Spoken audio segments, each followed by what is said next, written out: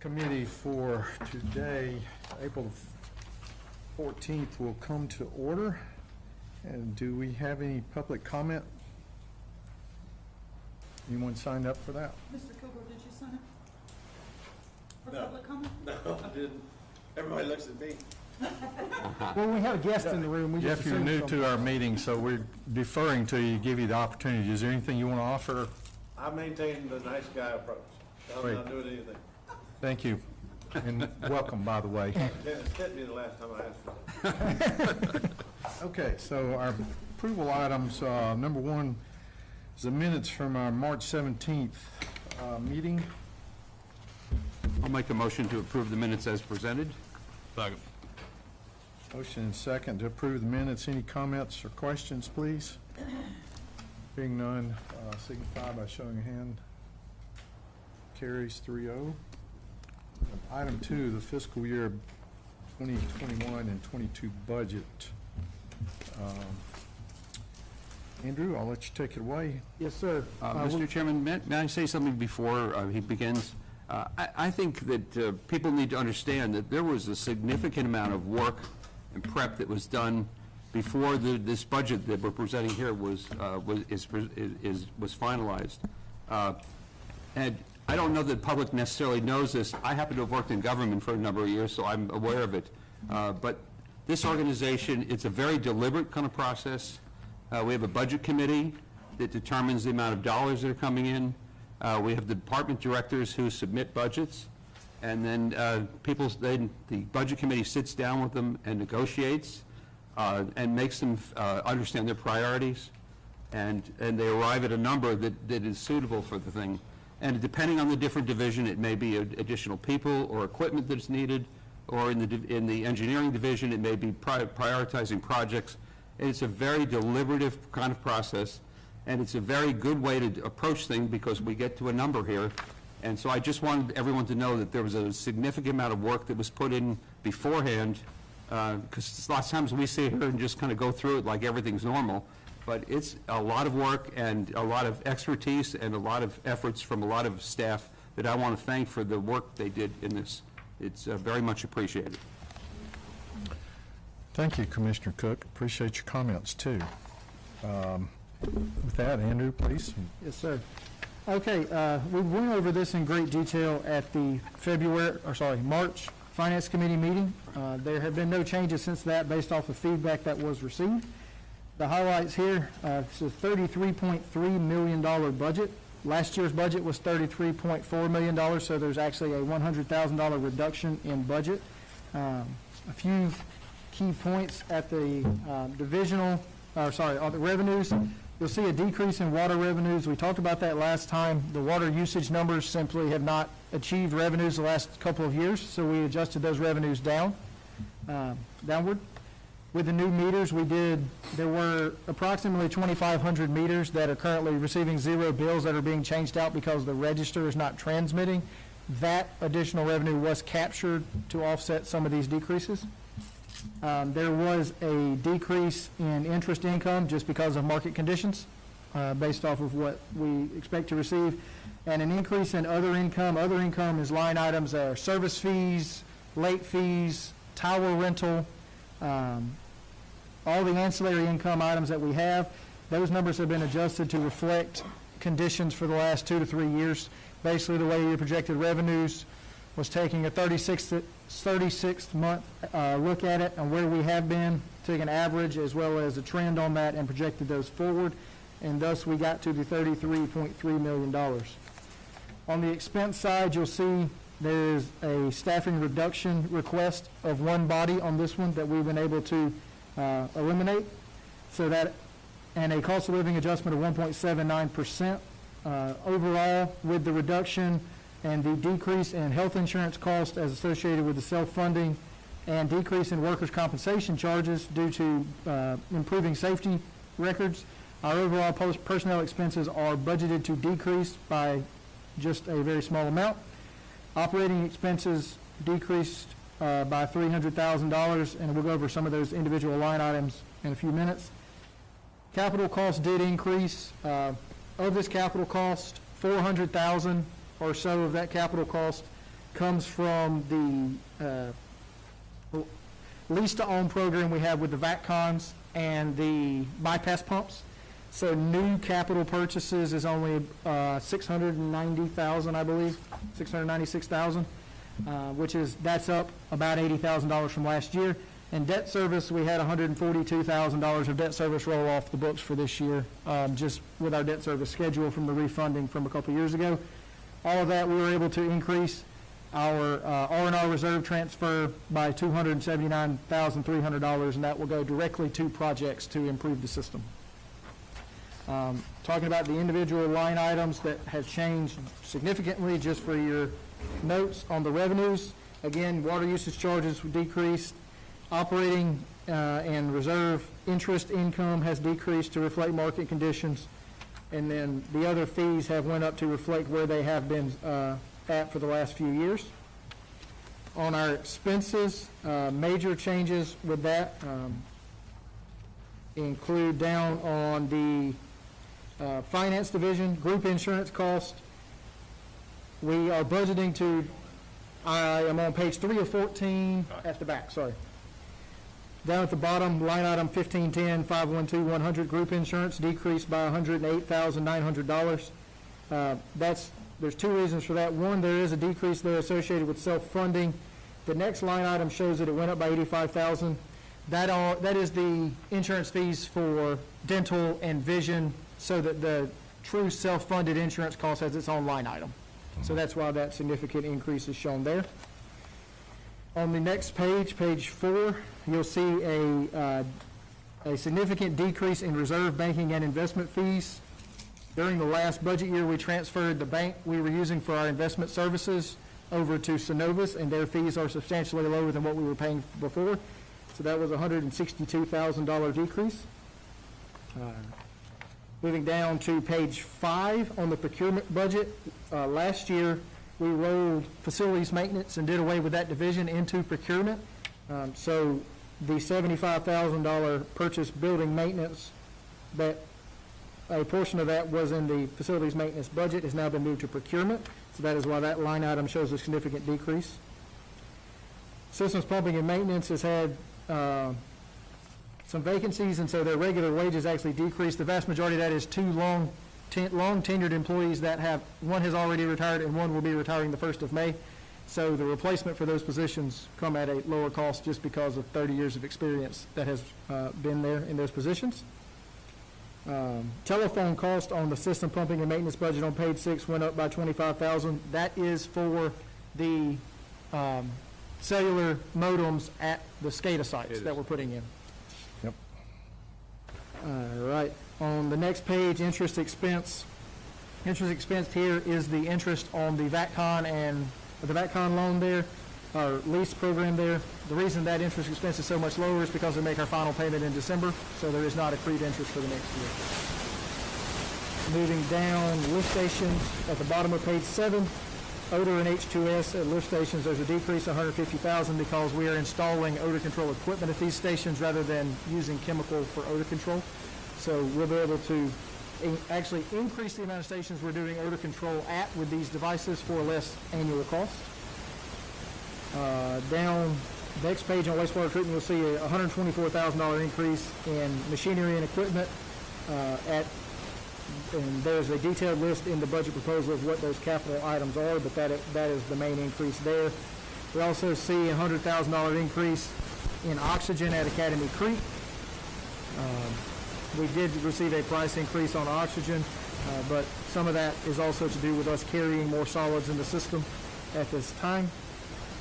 Just quickly, a question on that, because I know we've challenged that throughout the last couple of years, and that much of that increase is simply because of a higher level of treatment. Right, that's correct.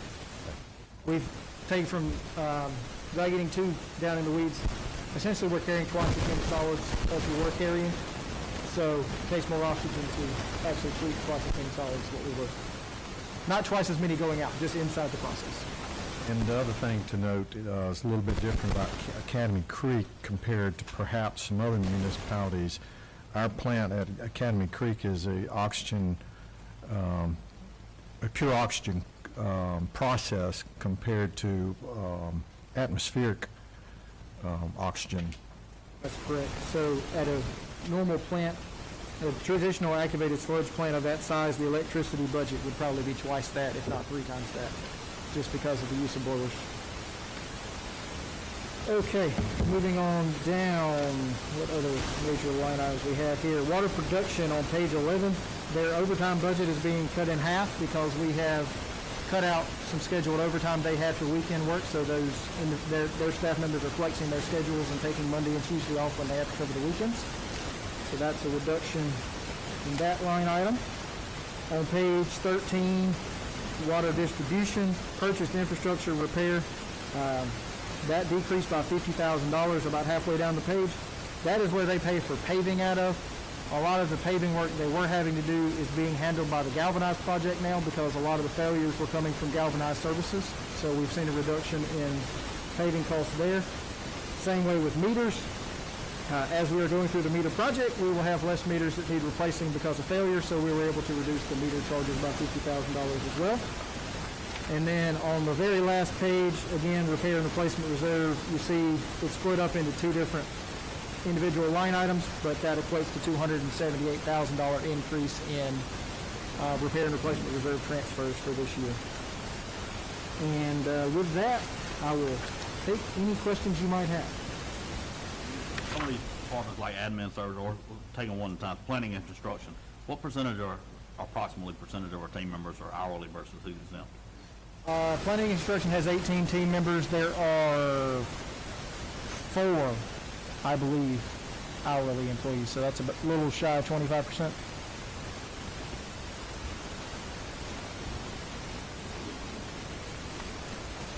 Yeah, I want to talk a little bit about the capital expenditure request list here. Yes, sir. I can safely assume that this was a longer list originally when the different departments requested it. Oh, yes, the longest list we get every year is what people want to replace. But one of the things I also want to do is I want our ratepayers to understand that once we set a budget, that's just the beginning of the work.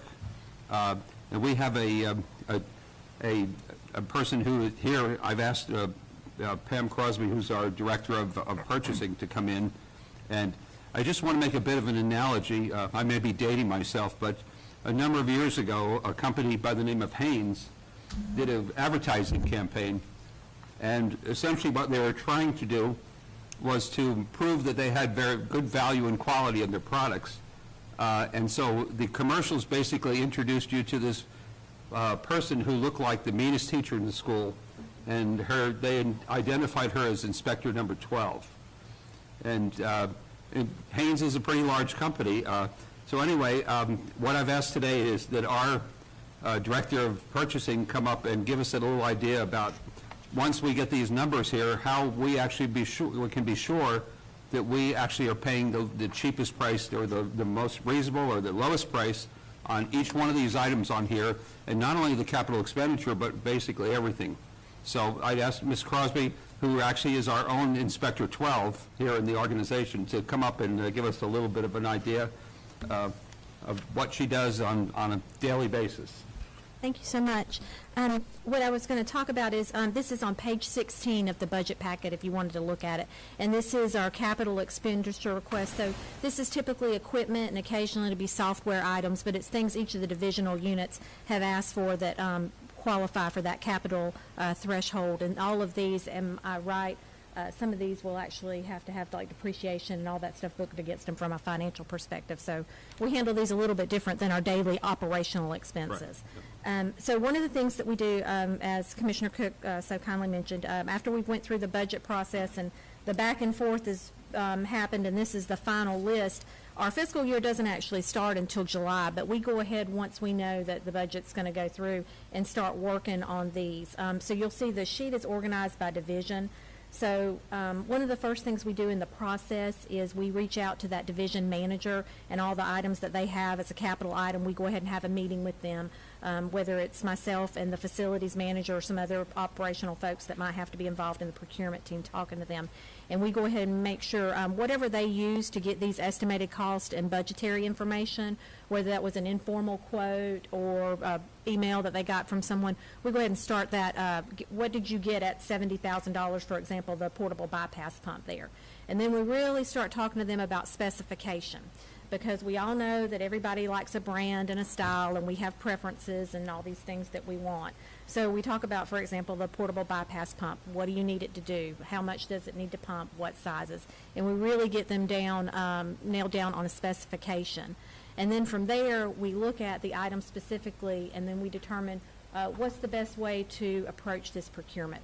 Will we actually go out to bid, or particularly on some of these vehicles, we may have something pre-negotiated out on a GSA schedule or a state contract. For example, a Ford F-150. We may be able to obtain that pricing cheaper than we could putting it out to bid here ourselves. So we kind of determine what the best way to approach the procurement is. And we go ahead and start making those plans for each of these items. And once the budget year goes full effect, we go ahead and put out those solicitations for these individual items. So, for instance, on the two-ton work truck there that says $90,000, it's very feasible that you're going to get it at a lower price than that. Oh, yes, definitely. And so even then when you see that, the 2-ton work truck, it's going to be outfitted with a specific body that they need for the function that they need, because a construction crew in systems pumping and maintenance might need something different than the water distribution crew. Yeah. So a lot of those larger trucks that you see in the 450s, 550s up,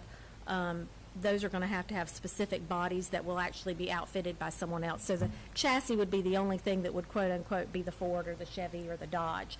And so a lot of the really tight specification work that happens on these isn't so much on the chassis as it is on the way the truck gets built out for the specific need.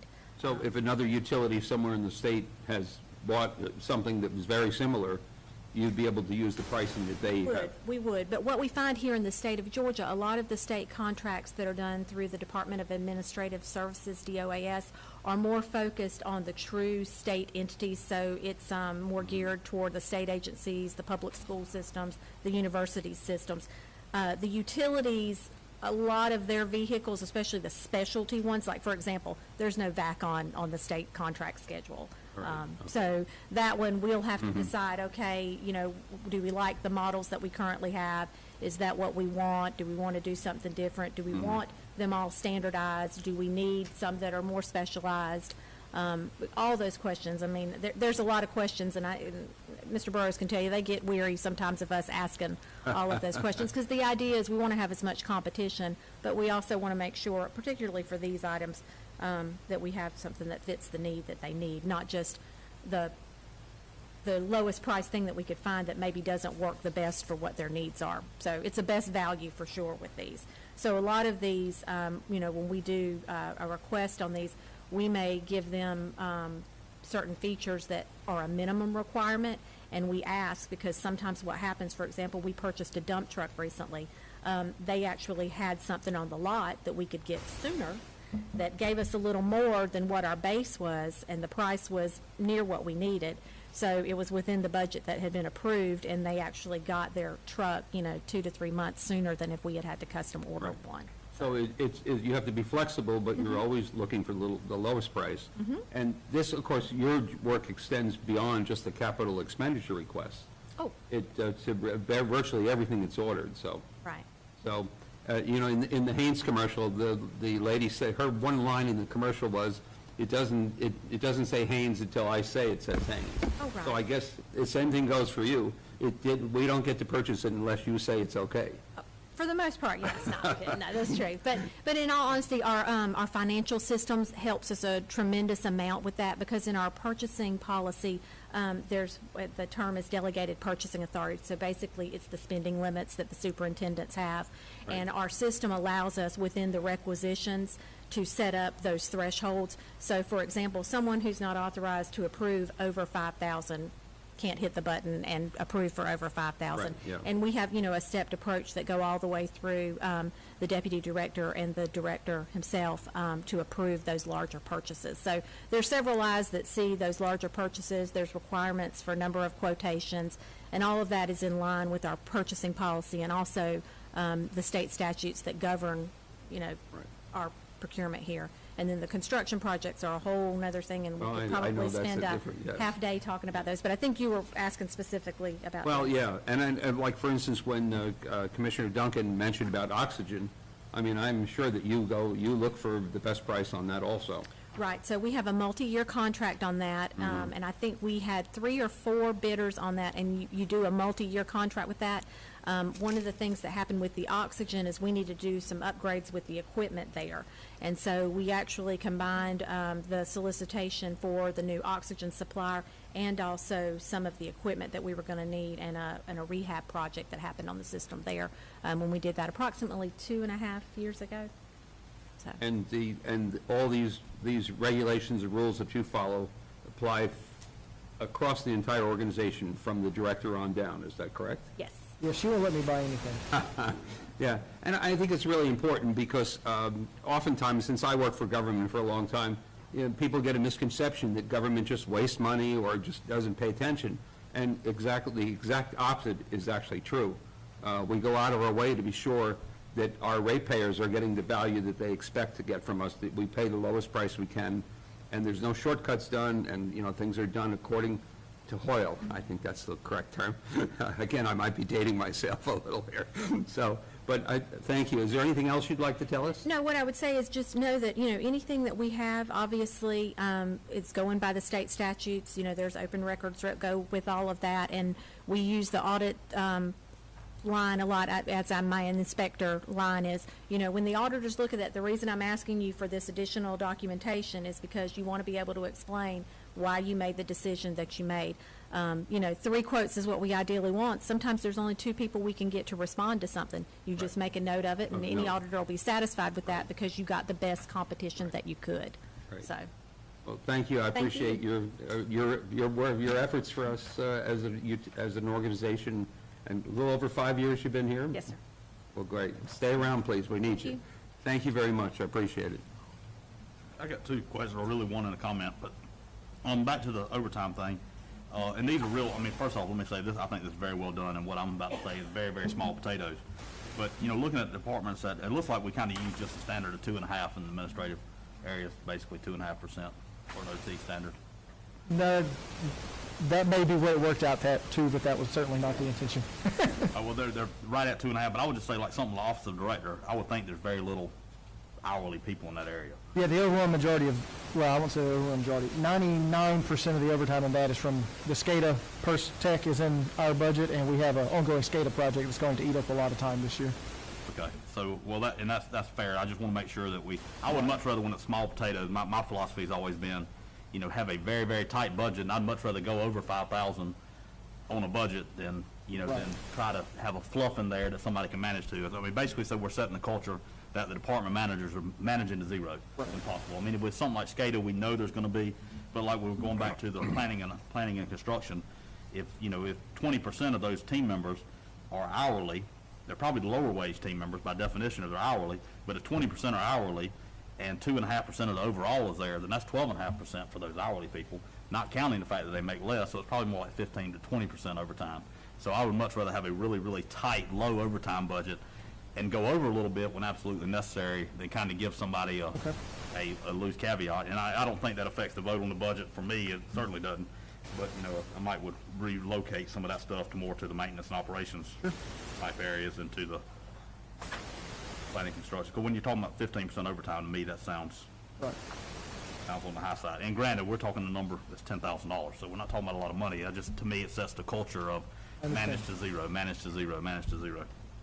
The other thing I was going to ask you, how did you account for potential hurricanes, or are we budgeting anything for any kind of hurricane downtime? Or Yes, the way we have 2 separate line items, well, let's say 3 separate line items, but the 2 line items, one, we have a generator lease that we get every year until we get these FEMA portable generators bought, that we lease from Yancey, typically in Savannah, they're Caterpillar generators. That's about $120,000 in the SPM line item. And then there is a hurricane preparedness line item for the purchase of food and any cots or supplies that we need in the Office of the Director's budget. Any Where's that under? Office of the Director, let's I see see. it. Nope. Yes, so there's 20,000 there for purchase of food and cots and anything that's necessary. And then, if we have an extended period, overtime, of course, that comes into that will affect our overtime budget, but we obviously aren't gonna budget overtime for a hurricane.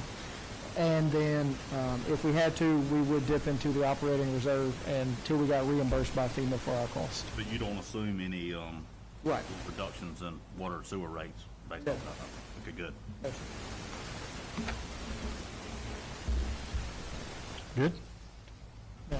Mr. Cook, you good? Now, I will say, Yeah, Commissioners, you, with the motion that's recommended there, this would be to submit the budget to Glynn County and the city for comment. And if they make comments, we'd have to bring it back to you. If not, it would be approved subject to those comments. This So, is just send it to the full commission though, right? yes, but just as a note there. I'll make that motion that the Finance Committee recommend to the full Board of Commissioners that the Brunswick-Glynn Joint Water and Sewer Commission take the following actions. Approve submission of the proposed fiscal year 2022 joint water sewer budget to the City of Brunswick and to Glynn County for their review and comment, and approve the fiscal year 2022 budget in the amount of $33,300,000, subject to revisions resulting from comments received from the City of Brunswick and or Glynn County. Is there a second? I'll second that motion. Okay, motion and second. Any additional comments or questions? I just want to say, nice job on the budget here. Absolutely. Difficult year, and I think we've done a very good work. Yeah, I will say too, to add on to Commissioner Cook and Commissioner Stevens' remarks, this has been an effort that, in my view, finishes the early part of the budget. That is, the budget is developed. The rest of it is execution. In this last year, we had developed a very tight budget. We've had some challenges. Of course, we're not finished with the fiscal year, but we are trending very, very well. And the new budget for FY22 is going to be very reflective of the success that we're experiencing this year. The budget is essentially flat. In utility business, that's very difficult to accomplish. You normally see some upward movement of a few percent, so Team y'all are to be commended for getting it this far. I'll say so. some of the recent changes we've made with the sludge hauling and self-funding the insurance and some of the positional changes we've made in reducing those staff members down, we've saved about $1.2 million in annual costs over the past couple of years. Well, That has allowed us to maintain that flat budget. Significant amount of money. That provides, as I like to refer to it, as financial flexibility, so you can respond to the challenges that occur throughout the year. To Commissioner Stevens' remarks, is having a very tight budget and then seek forgiveness when you have some unusual circumstance. We've been able to drive it down even lower, that allows us to stay flat and reward our employees ongoingly. So kudos to that. With that, I'll call for the vote for the motion. All those in favor, show of your right hand. Okay, it passes the Finance Committee. Thank you very much, Andrew. Move on to capital projects list, as we covered in the last committee meeting. Item number 3.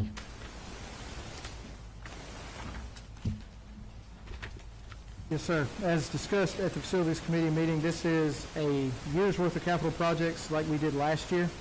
Doing this at one time allows us to plan our capital projects year out more efficiently and allows us to contact local engineering firms and contractors and let them know the work that we have upcoming. We have a handful of projects here. The first one, I'll go through with less detail on this one than I did in the last one, but $3.5 million for the Arco Water and Sewer Project. If you recall, that was on the SPOS list. That has been moved to the capital projects plan to be paid for out of the capital reserve.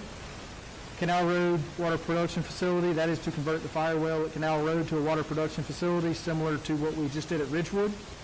There are operational reasons we would like to get another upper fluoride well in line instead of a Miocene well. That's a $1.85 million project. North Mainland water loops will connect portions of the North Mainland water system to allow multi-directional feeds in case of a water main break, so we can valve off the break and still feed customers from different directions. That's a $1.25 million project. The full debt service on the Academy Creek rehab loan and the meter loan is $1.2 million. We told everybody when we got those loans we would not be raising rates and it would come out of R&R, so that is why that is there.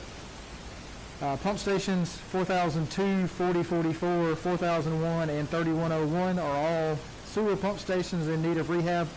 The driver for most of the 3 of the 4 are electrical upgrades, but there will be other upgrades while we're there. 4044, there was an unsolicited proposal for. That is not occurring. That station needs attention, so that is on the list as well. Dunbar Creek Engineering is to do the engineering work for the rehab at the Dunbar Creek Water Pollution Control Facility. Priority Basin Clean and CCTV is to do the cleaning and televising of gravity basins identified in the master plan for as significant I&I contributors. That's about 78,000 linear feet. That will be in addition to our current 10-year schedule of televising these ourselves, but to get those televised quickly, given the amount of I&I we're getting in there. Highway 17 North Pump Station is the construction of a new pump station between Golden Stores Mobile Home Park and Cabana Court Mobile Home Park. That will be paid for out of capital improvement fees. Village Drive water main extension would be to install a water main underneath Lawrence Road along Village Drive to Virginia. It's about 2,500 feet of water main extension that will provide water access for the residents as well as fire protection. And then $250,000 for the ongoing in-house galvanized replacement project. We talked about that in the budget, how we're spending that money and reducing the paving costs because we're getting these leaking galvanized services out of our system. So we've replaced 1.2 to 1.5, I haven't got the most recent numbers, of miles of galvanized water line this year with that amount of money, and so we continue to work through the system. So each of these will still come back as individual projects for approval? The projects would be approved if we voted tomorrow to approve them, but the contracts for the construction would have to come back for individual approval. Yes. Like, we're approving this today as conceptual, As conceptual, still time. when we go for engineering and get a contract for that, we bring that to you for approval. If we're going straight for construction, when we bid those out, get those back, they can come back to you for approval. So would it be fair if I amended this motion to say I move that the Finance Committee endorse to the full commission the 2021 project plan? Because we're not actually approving these to go be contracted, we're approving. They're not being contracted. What this would do would be to allocate the budgets out of the R&R and the SIFs that would go in there. But So we had the same conversation with Yes. the master plan a few. yes, endorse would be fine. I wouldn't have a problem with that. Well, that said, I'll make a motion to the Finance Committee endorse to the full commission to endorse the 2021 capital projects plan as presented. I'll Is there a second the second? motion. Okay, we have a motion and a second. Let me offer a comment or a question here. Andrew, would you take just a moment and go over the definitions for R&R, capital, and SIF Yes, sir. pots of money, and the general expectation for the use of those specific funds? Each of them is a different color of money, and I thought it'd be beneficial if you'd share that. Right. R&R projects are renewal and replacement. That is for rehabbing existing assets. Essentially, if we have an asset that is in need of repair or replacement, we will go in and do that with those funds. That is money that is budgeted every year as a budgeted reserve transfer. It says reserve, but really what that is project funding at the end of the year. So that would be rehab projects. The SIF's capital improvement fee reserve, that is money that is collected from new connections as they pay their capital improvement fees. That is for expansion, either from the running of new lines or increasing the capacity of existing lines. So those projects would be increasing the capacity or service area of the system. And the capital reserve, this is that third one that's on there, for the past several years, we've been transferring $300,000 a year into a capital reserve. The board made that decision a few years back. And the stated purpose of that is to offset future borrowings if necessary. So the ARCO project being done out of that money so that we don't have to borrow money to do the ARCO project. Okay. And the funding for each of these, for example, R&R comes through our budget, which really comes from our rates. Right. Our ratepayers are funding that, and we defined our rates at an amount such that we can produce $6.8 million a year. Right. as long as we execute our budget very, very well. And then the capital is the same thing. We do a transfer fund there, as the board's previously made, is so that it's in many respects self-funded there through the ratepayers, but over time we accumulate that effectively and don't consume it through O&M expenses. And then the SIF, which is a capital improvement fund or investment fund, that's what people pay when they come to get new service or new capacity. That's correct. And that's funded outside of the rates. They paid out, in lay terms, people refer to it as the tap fee based on the size meter. Those funds, the capital improvement fee reserve is not budgeted. There's nothing in the budget that you just looked at that speaks to that. We put the money in there as it's collected, and so there is no budgeted amount for that. Okay, thank you. Any other comments or questions about the project plan for the year that we wish to endorse? With that, I'll take a vote. All those in favor? Passes 3-0. Thank you. So we move to item 4, which is Pump Station 4116 contract. Yes, sir. This was discussed at the Facilities Committee, and with your approval, we'll discuss items 4 and 5 simultaneously because they are paired together. Please. Item 4 is the contract award for the 4116 rehab. 4116 is a pump station that serves the safety complex and the new Glynn County Animal Control Shelter. There will be basically a new station being built with a new wet well and electrical and SCADA components, new pumps and discharge piping, and a section of 6-inch PVC force main leaving the site connecting to a downstream asset. We went out for bid on this on February 21st. We received bids on April the 6th. We had 3 bidders that this is the closest bid that we've had since I've been here. Low bid was Southern Civil at $498,499. They have completed other projects for us and have been successful. There's 120 calendar days for this contract once the notice to proceed is issued. This project will be funded by Glynn County with us as a pass-through. We're going to manage construction and actually pay the contractor. We will invoice Glynn County for the reimbursement. So item 5 is an MOU with Glynn County that allows us to invoice them and get reimbursed for the funding of this project. So it will be paid for out of the R&R, but will not have a JWSC project number because technically we aren't paying for it. We're just serving as a pass-through. They did the same thing, the city did the same thing on Magnolia and L Street. They pay for everything with the city, and then they invoice us for the JWSC portion, and we pay them. So the motion for item 4 is to approve the contract award pending the execution of the MOU in item 5.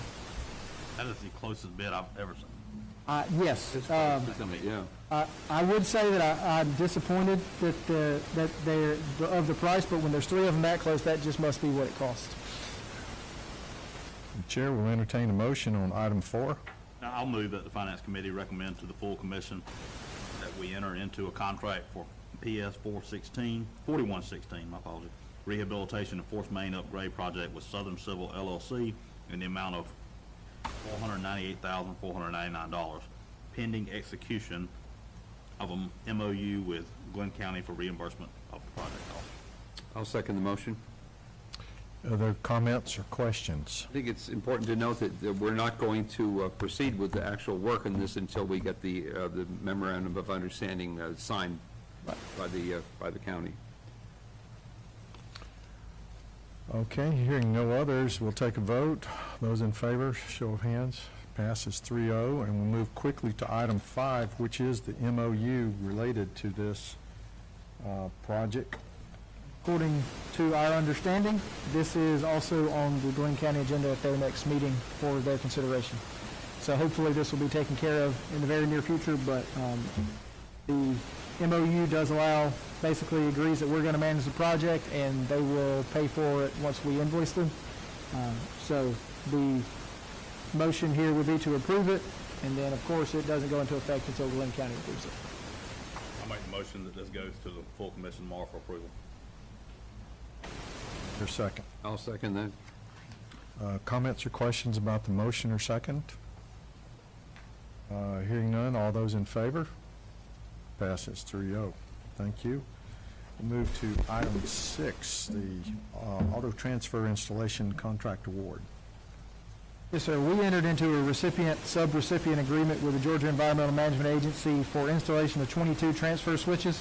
The way it works is you apply through FEMA and GEMA for the money. FEMA allocates it to the state, who then allocates it to us. So our agreement is with GEMA, although the funding is from FEMA. Clear as mud. So the way this works, there's 22 stations. The original funding amount approved by GEMA was $58,762, which we have not got firm understanding of where that number came from. However, we did bid these out and got bids back on these 22 automatic transfer switches with docking stations for quick connects. Low bid was Y Delta out of Statesboro at $773,085. We have been in constant communication with GEMA about the needed budget amendment for this project for the approved funding. They have told us that they are willing to work with us.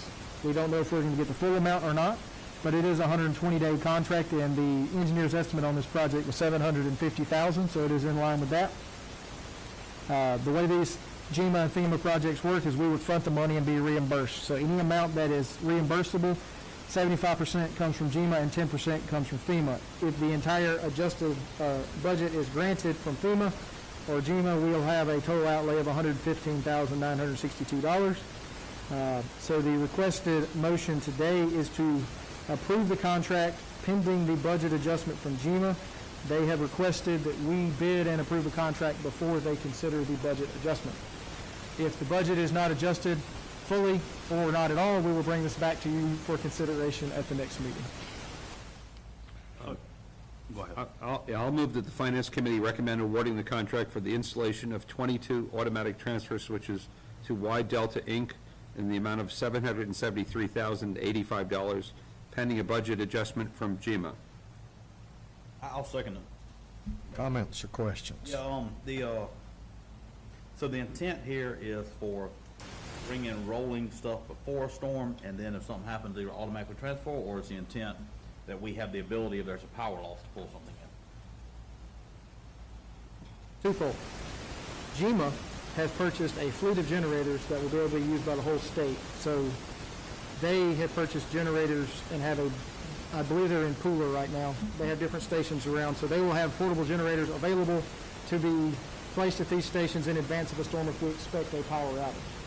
We also will have the quick connectability. We have the 5 portables that we rent and 3 that we own, that we can roll our assets out there and use the Camlock Quick Connects to pump them down, energize them temporarily, pump them down, and then move to the next station instead of having to wire them in. So, and this is really, it's a critical piece in my opinion, but, so they have enough generators that they would anticipate all 22 transfer switches potentially having a generator sitting there prior to one power loss. In a storm situation, yes. Yes. They bought, I think, over 100 generators. Where I was going with that, if it's only for after a power loss to roll up, then there's no need in having an automatic transfer switch. You just have a manual transfer switch, and that would probably be half of this. But if it's anticipation of Right. potential power loss, That is correct. then they do need to be automatic. So that piece is critical. Good question. Other comments or questions? So for clarity, this motion is just to make a recommendation that the full commission approve it, but before, if something happens and they're only given a 58, we're going to reconsider this. That's correct. But they won't give us the budget adjustment until we approve That we something. approve. Now, the entire amount is funded if we were to receive no reimbursement. We approved some time ago on a larger project level, almost $3 million that would cover this type of thing. We just hadn't approved a portion of that funding to fund this. To be yet. non-reimbursable. That's what we're recommending now, but worst case, if FEMA didn't flow any funding to it, then we still have in the budget to self-fund it. Right, that's correct. I would argue, though, that if FEMA doesn't fund it at all, you know, I'm not saying we wouldn't do it, but we might need to look to see if we have higher priorities. That's correct. Okay, Chair will call for the vote. All those in favor? Okay, it passes 3-0. Last item on approval is a leak adjustment item, number 7. Yes, sir. This is a pool fill adjustment for the Neptune Park pool for the Glynn County Board of Commissioners. You cannot get a leak adjustment for failure to maintain pools or appliances, so if you look at that chart, they had a leak for several months that they kept trying to fill up at the beginning of the year, but they could not get a leak adjustment for that because failing to maintain your pool is not a reason for a leak adjustment. However, when you pump it down and fix it and have to fill your pool back up, you can get a pool fill adjustment. So this is a pool fill adjustment for the Neptune Park pool in the amount of $15,345.56 for the Glynn County Board of Commissioners. I'm going to guess somewhere in the 2.5 million gallon range since they use 2.6 million gallons. On the far right there, January, February 21 usage. So I will say, typically, when you look at these ordinances, a pool fill adjustment usually is not going to be near the standard necessary to bring to the board over $2,000 because typically it is for a residential pool. Didn't take 2 months to fill it. They did like the last week of January, the first week of February, and it crossed the billing cycles.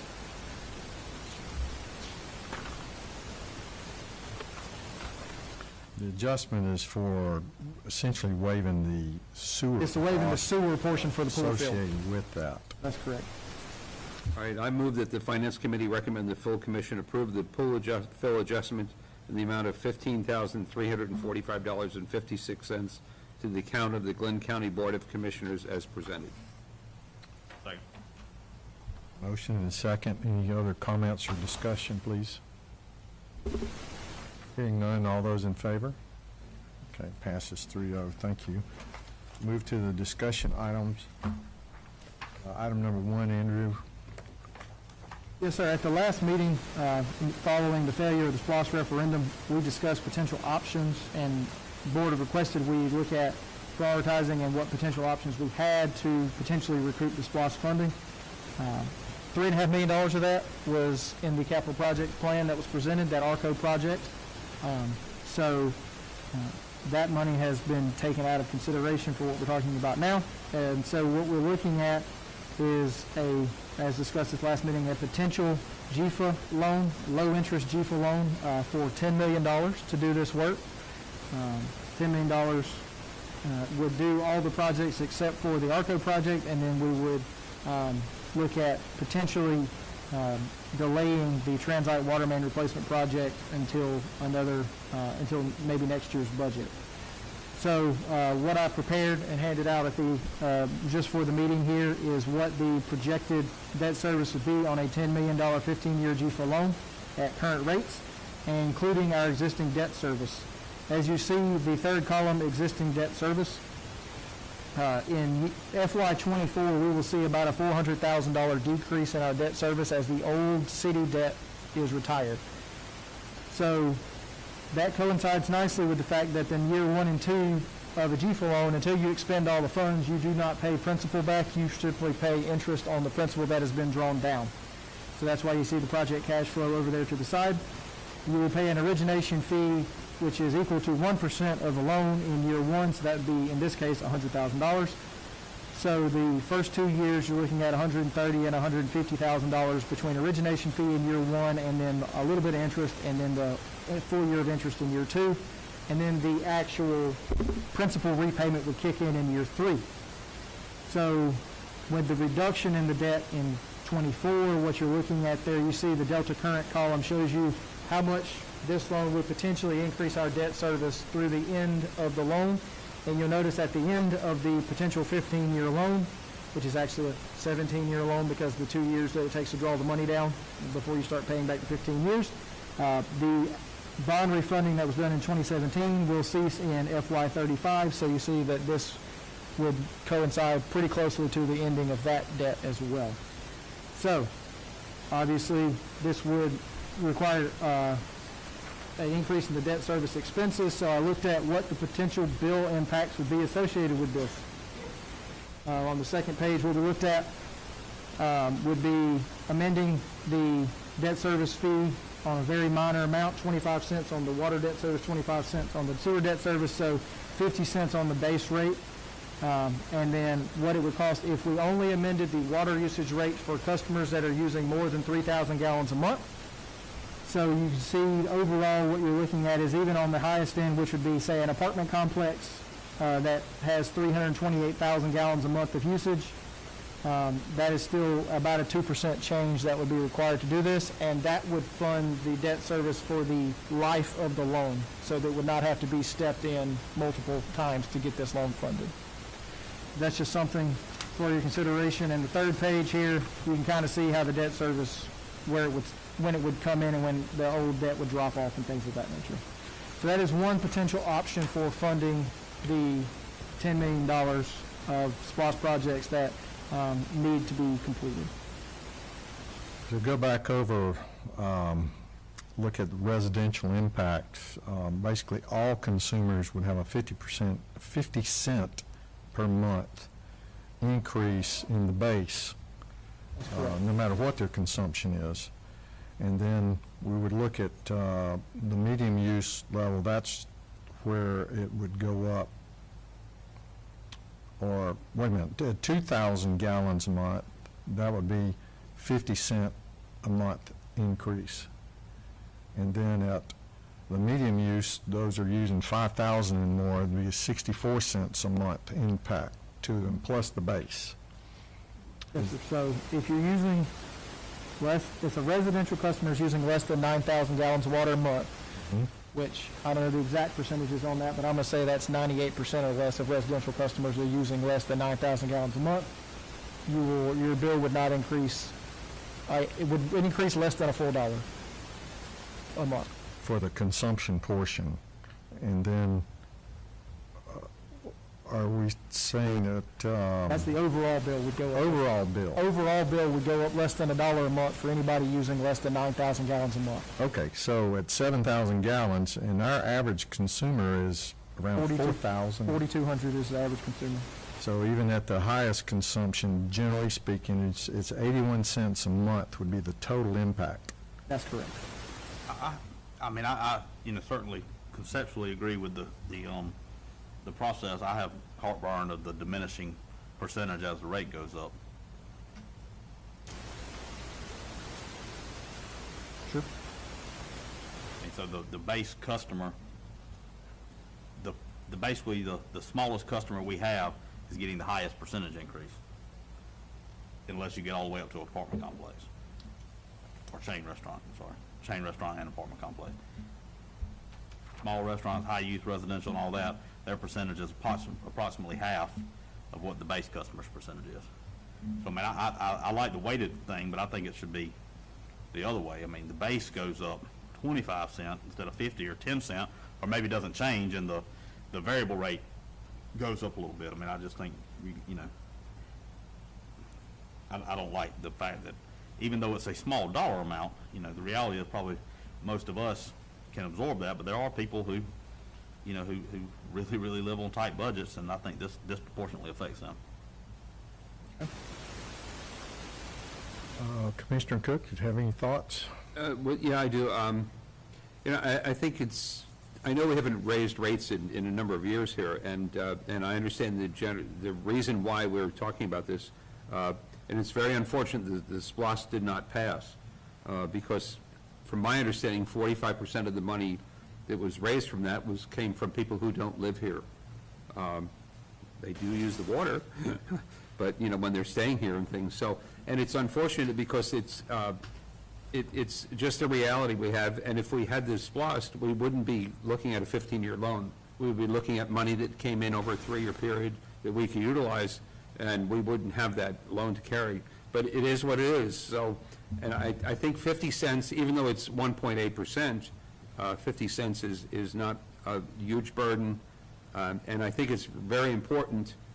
Again, we talked about earlier in the earlier committee meeting that projects have to be done in a utility because the utility has aging infrastructure, and we have to assure that customers can get water safely, safe water, and that we can get the wastewater away and not have any disasters.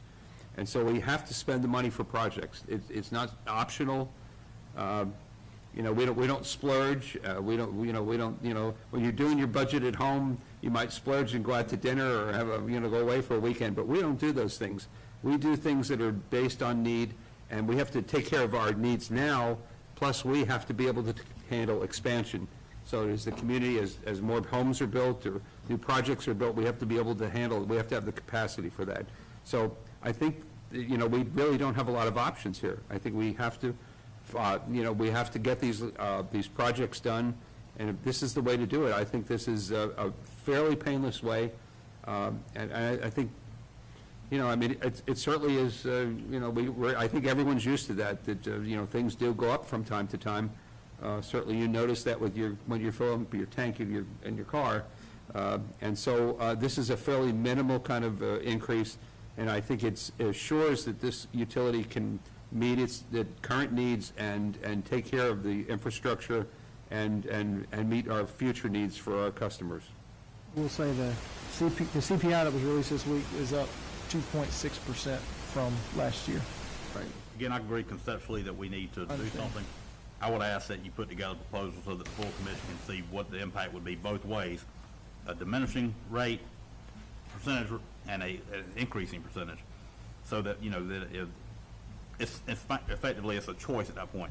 Because I don't know what the other will look like, so I feel like I will be voting on this only understanding what one half of it will look like versus the other methodology, what it would look like. I mean, what would that look like if the base was not adjusted as disproportionately, Sure. and the variable rate was, and therefore the higher users are taking on, a equal burden, I'll just say.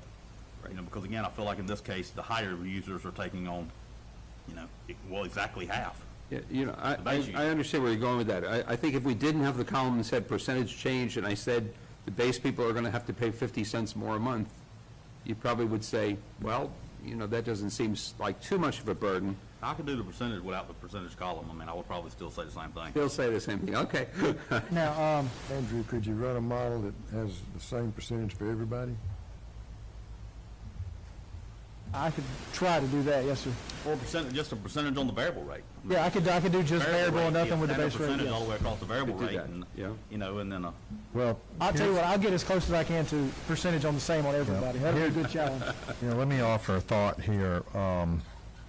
All the consumers on our system benefit from the good operation and repair and maintenance of the entire system. In my view, all consumers should have skin in the game for this.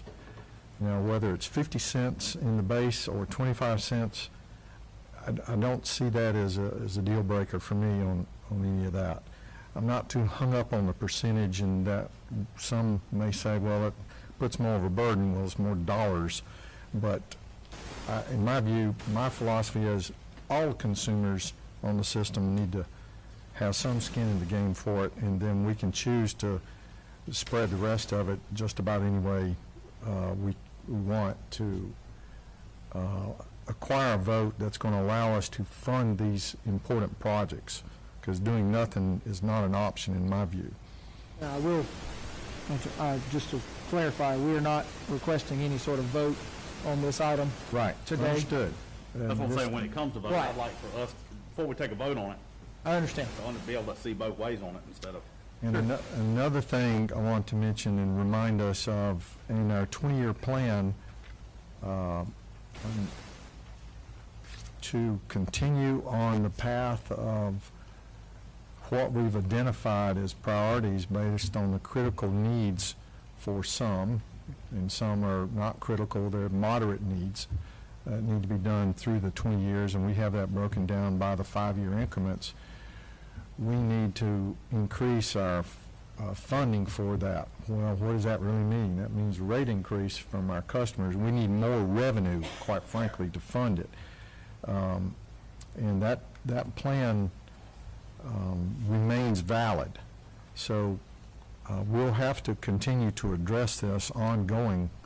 And this is independent of the 20-year plan, although these targets are a part of it. But this is one funding source of doing that. In our 20-year plan also, it looked at the funding sources, and our funding sources come from revenue, which is our consumers that are providing that. It comes from tax money that we've been beneficially recipients of from SPLOST, the previous SPLOST. That's a funding source. And then another funding source that we get is basically deferred cost is through loans. And frankly, our customers are paying that. So, and our customers actually do pay part of the taxes that we get through the SPLOST, although all residents of the community or property owners and business owners are paying that. So those are the only sources, not being a taxing authority, that's the only sources of funding that we have. So that's what we've got to deal with in doing this. So it's good discussion to have that today for the Finance Committee, and then to also inform the entire board of what the potential impacts would be. And we can look at how we choose to set the rate up going forward. Once we get our overall budget approved, it would be my interest to move forward with this source borrowing money through GFA, and that would impact our ratepayers, our customers. What does this do to sewage-only customers? Base fees go up. Base fee for sewage only goes up, but the variable rate doesn't. No. You add that to the chart and see what that would look like. Yes.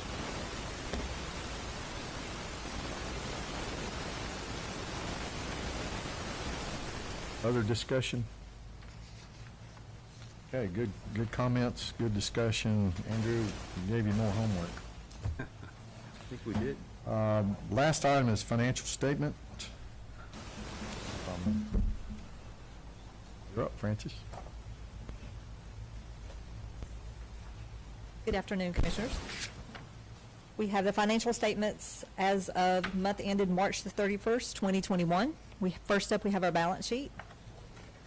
We'll draw your attention to our current assets, to the accounts receivable. That balance is $865,000. That is down from this time last year. We were at $1.3 million. If you'll come down to current liabilities.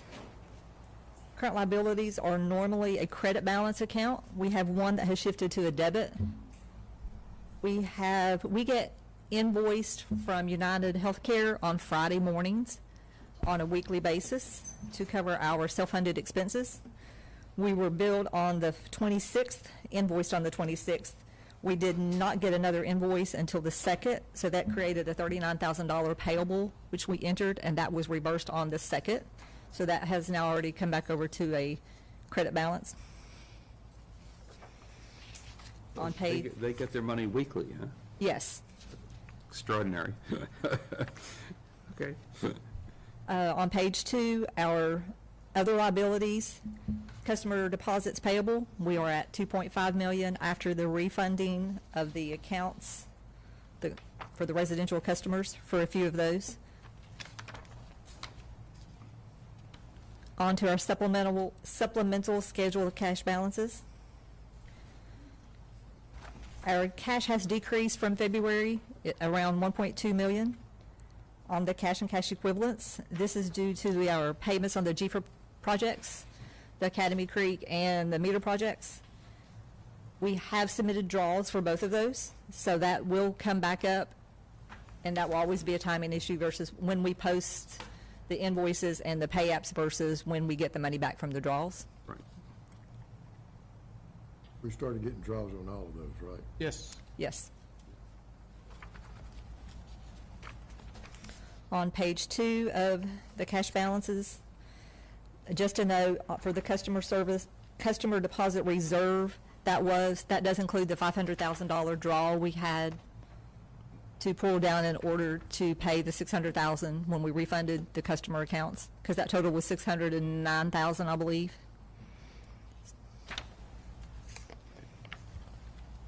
On to our summary of revenue. We did add the extra columns back in for a quarterly review. We have year-to-date, March the 31st, 2020, with a comparison as of March the 31st, 2021, and we also have our year-to-date percentages. As Mr. Burrows mentioned earlier, interest income, it's just not been what has been expected this past year. Sure. I will bring your attention to capital cost. That is at $68,000 over, but that is also a timing issue. A lot of our capital projects are allocated 1/12 each month, so that will even itself back out over the rest of the year.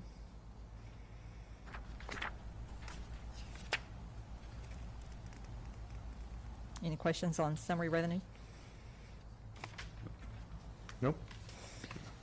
Expenses by division.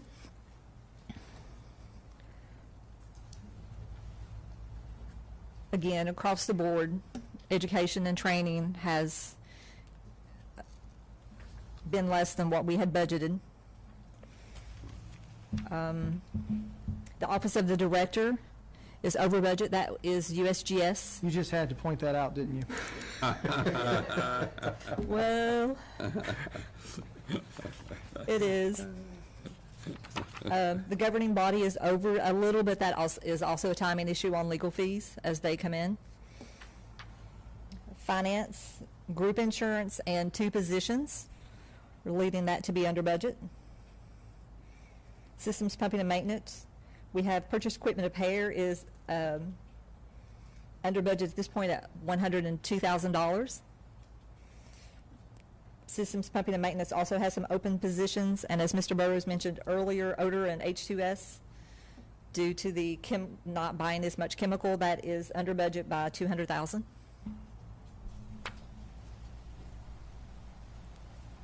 So we're still hanging around 1.6 million under. On to our project report. Our total project expenses year-to-date are $7,919,302. This is an increase of $2.9 million from February. Yes, we spoke about that burn rate going up a little bit, and we almost hit $3 million last month. Yeah. Yeah, And 600,000 of that is the Academy Creek rehab, and 1.5 million is the meter replacement project. So they are making progress on those. And the last sheet is our group insurance costs through March the 31st. I verified with Teamwork Services, we are still at 117 covered employees at a cost of $666.23 for the gross before employee contributions. Our total costs through February the 31st, $1,084,672.51. There are a couple of comparison items here. At 2019, for March the 31st, we're at 1.4 million. March the 31st of 2020, we're at 1.3 million. And of course, through this year, we're at $1,084,672.51. So from last year to this year, it's a savings of $300,000. Our budget for this year is 1.9.